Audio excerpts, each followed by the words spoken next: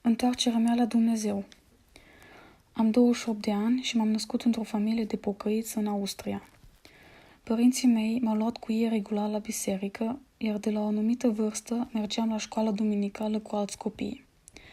Acolo am auzit multe din cuvântul lui Dumnezeu și aveam credința că există un Dumnezeu cu adevărat. Dar, pe la vârsta de 12-13 ani, am început să iau pe căi greșite. Neavând o relație cu Dumnezeu și neavând acea întâlnire adevărată cu Domnul, am intrat într-un anturaj lumesc.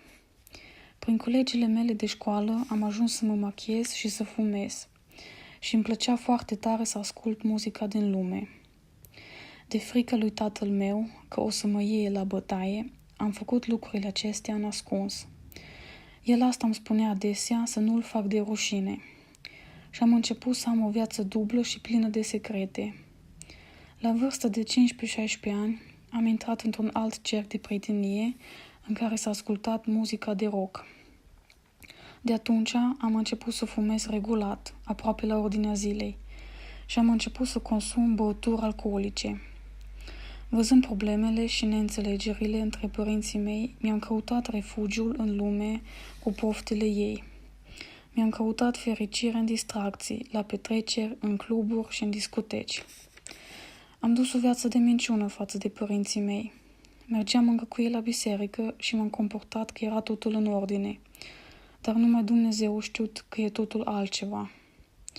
Mințeam pe părinți și le spuneam că sunt la prietenele mele acasă, la învățat sau la un film, ca să pot dormi acolo. Dar noi, de fapt, mergeam să ne întâlnim cu băieți și să mergem la party. Starea mea s-a înrăutățit din ce în ce. De la muzica de rock am început să ascult metalul, un gen de muzică foarte gălăgios și agresiv de metaliști. Iar apoi muzică de sataniști, care este foarte înfiorătoare când auzi prima oară. Vestimentația mea s-a schimbat de asemenea și purtam foarte mult haine negre. Chiar și părul mi l-am vopsit negru. Mi-a fost atunci chiar indiferent de reacția părinților mei. Am început să umblu într-o discotecă de sataniști. Îmi aduc foarte bine aminte cum a fost prima oară. N-am văzut până atunci așa ceva. M-a apucat pur și simplu frică în acel loc. Discoteca aceea era făcută sub pământ, ca într-un beci. Trebuia coborâtă niște scări. Iar în lăuntru era totul beznă pe scena de dansat și un fel de abur în aer. Iar muzica aceea n-am auzit-o până atunci în viața mea. Era cutremurătoare atmosfera aceea. M-a apucat o groază acolo și am zis în mintea mea că e iadul aici. Erau acolo oameni cu păr lung și negru, îmbrăcați tot în haine negre, lungi, aproape până în pământ. Ducându-mă mai des cu acel cerc de prieteni în discoteca aceea, am găsit plăcere și am început să mă simt bine acolo. Mi-a dispărut toată frica aceea încât mă duceam singură noaptea în acel loc. Dar, în schimb, aveam o frică de moarte când era vorba să mă pun seara în pat la culcare. Nu suportam să stau cu becul stins în cameră. Uitându-mă des la filme de groază și având acest anturaj, simțeam o mare spaimă în camera mea în întuneric și dormeam ani de zile ba cu viuza aprinsă în cameră sau cu ușa deschisă ca să intre lumina înăuntru care venea de la becul de pe hol pe care lăsam să ardă toată noaptea. Nu puteam altfel să adorm. Părinții mei habar n-aveau pe unde umblu sau în ce anturaj mă aflam. Îi mințeam tot timpul când voiam să plec de capul meu. Iar când scăpam de acasă, mergeam la prietenele mele și acolo mă pregăteam să mergem la distracții. Acolo mă machiam mai accentuat. Îmi vopseam unghiile de la mâini în culoarea neagră, foloseam o curea care avea ținte și mă împodobeam cu mai multe inele la degete, cu lanț la gât cu capuri de mort și la mână cu bretea cu ținte. Viața aceasta am trăit-o până la vârsta de 20 de ani jumate, iar la biserică mergeam foarte rar sau aproape mai deloc.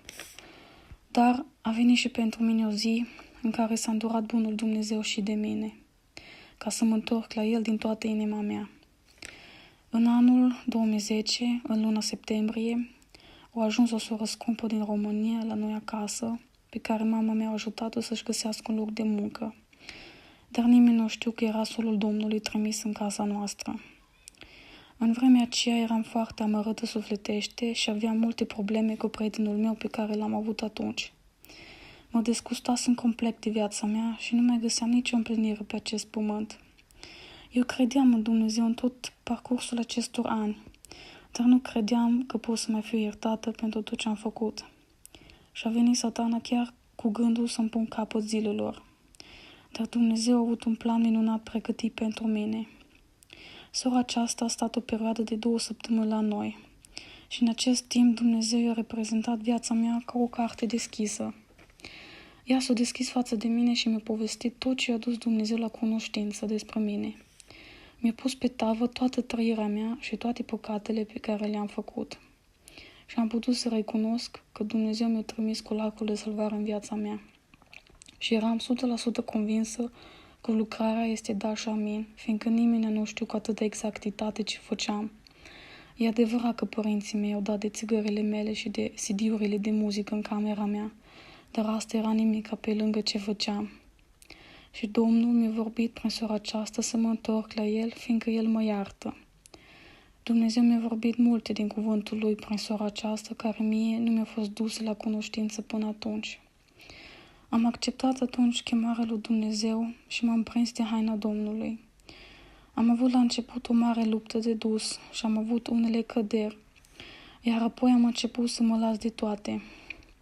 I-am vorbit și cu prietenul meu ca să se întoarcă și el la Dumnezeu, fiindcă îl iubeam și chiar voiam să mă căsătoresc cu el, dar am văzut că el nu vrea să se pocăiască. Și când mi-a adus Domnul la cunoștință prin sora că el m-a înșelat, am pus stop relației. Și încet cu încet am început să mă apropii de Dumnezeu. Am început să mă rog și să citesc cuvântul Domnului în fiecare zi, fiindcă asta nu practicam înainte. Sora m-a susținut în post și în rugăciune ca Domnul să-mi aducă eliberare și să deslege lanțurile celui rău. Și aici vreau să atenționez că acel lanț cu mai multe capuri de mort pe care l-am purtat reprezenta legăturile vrăjmașului. Poate credeți voi tinerilor că un lanț nu ar fi nimic, dar nu e o glumă. Ca drept dovadă, sora mi-a extras toate lucrurile și mi le-a aruncat la ea acasă în România.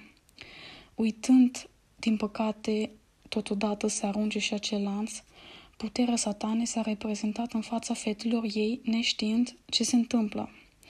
Li s-au înfățișat niște demoni cu un cuțit venind spre ele ca să le omoare. Dar Dumnezeu nu a îngăduit să li se întâmple nimic. De aceea spun, nu-i de joacă cu așa ceva. Și slăvit să fie Domnul care a dat biruință și în dreptul meu. Dumnezeu m-a eliberat și de frică de întuneric, care mă chinuia ani de zile. Iar când a plecat sora aceasta scumpă la locul ei de muncă, am rămas în legătură cu ea. Și Dumnezeu m-a învățat foarte multe lucruri din cuvântul Lui prin ea. După aproximativ 6 luni de zile, am încheiat legământul în apă botezului. Sunt atât de fericită că am devenit copilul Domnului Iisus Hristos. N-am cuvinte de ajuns să-i mulțumesc lui Dumnezeu pentru tot harul care le-a revărsat peste mine, o netrebnică și o ticăloasă. Și îi mulțumesc că de atunci lucrează cu semne și minuni în viața mea. Vreau totodată cu această ocazie să mărturisesc că după un an, după botez în apă, Dumnezeu m-a vindecat de o boală pe care am avut-o ani de zile în burta mea. Analizele nu spuneau nimic, dar cert este că nu puteam mânca aproape nimic, fără să dau totul afară din mine. O jumătate de oră după ce mâncam ceva, trebuia să caut repede o toaletă că nu stătea mâncarea în mine. Dar slăvit să fie Domnul, care s-a atins și de trupul meu și mi-a dorit vindecarea sa. Acum pot mânca orice, fără teamă. Vă mulțumesc pentru timpul acordat de dumneavoastră și sper ca mărturisirea mea să ajute la întoarcerea sufletelor la Domnul, fiindcă numai și numai la Domnul găsim adevărata fericire și împlinirea sufletelor noastre, dar mai presus ca orice viața veșnică. Fiți binecuvântați de Domnul care a făcut cerurile și pământul, glorie Lui în veci de veci. Amin.